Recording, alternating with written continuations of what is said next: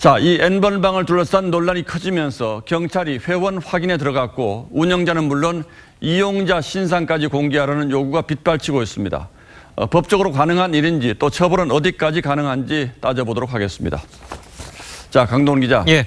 오늘 한 방송에서 이 운영자의 얼굴과 이름을 공개하긴 했습니다만 공식적으로 아직 신상 공개가 결정된 건 아니죠? 예, 아닙니다. 이 공식적으로는 내일 결정된다고 합니다. 자, 이 신상 공개 법적으로 문제는 없습니까?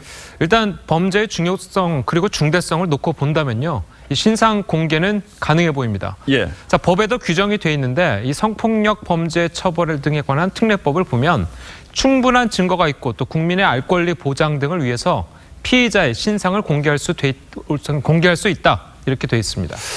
법은 그렇습니다만 그동안 이런 경우에 신상이 공개된 것을 본 기억은 별로 없는 것 같아요. 예, 맞습니다. 그동안 얼굴이 공개된 피의자들은요. 보통 살인사건 등의 강력 범죄자들이었습니다. 자, 지금까지 연쇄살인마 강호순부터 지난해 전 남편을 사형한 고유정 그리고 한강 시신 사건의 장대호 등 모두 22명의 신상이 공개됐습니다. 예.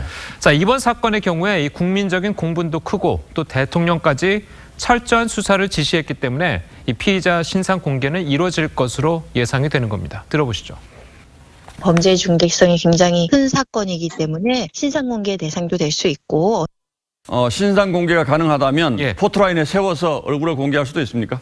그건 아닙니다. 경찰이 지난해 고유정 사건 때를 이제 생각해 본다면 피의자의 얼굴을 언론에 보이게 적극적인 행동을 할 수가 없습니다.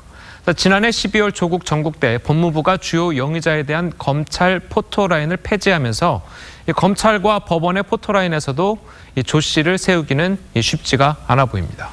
그러니까 피의자들의 얼굴이나 이름은 공개할 수 있다. 그러나 포토라인에 세우기는 어려울 것이다. 이런 거죠? 맞습니다. 그래서 조국 전 장관 얘기가 다시 나온 거고요. 그렇습니다.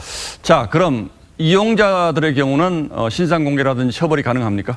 이용자들의 신상 공개 같은 경우에는요, 현실적으로 어려울 것으로 보입니다. 잠시 전문가의 말 들어보시겠습니다. 중형에 해당되는 범죄여야 이제 공개가 되도록 하는 건데 유료 회원자는 그 중범죄에 해당을 하지 않는다고 봐야 되기 때문에 그러면은 법적 근거도 없게 되는 거죠. 다만 이용자들에 대한 처벌은 가능합니다. 이용자들은 이 성착취 영상이 있다는 걸 알면서도 이 돈을 내고 N번방에 입장했거나 이 영상을 내려받아서 시청했기 때문에 이 행위 자체로 처벌 대상이 되는 겁니다. 자, 특히 법조계에서는요, N번방의 이용자들이 이 청소년 음란물의 제작과 유포 그리고 소지 과정에 개입했다고 볼 여지가 커서 공범으로 처벌도 가능하다는 입장입니다. 예. 들어보시겠습니다. 미성년자인 아이한테 뭘 해봐라라고 뭐 부추긴다든가 뭐 이런 식으로 뭔가 했다면 강요죄로 가능하고 음란물 제작에 있어서 관여를 어떻게 한 정황이 드러난다면 뭐 공범으로 해가지고 처벌할 수 있는 가능성도 있을 수는 있죠.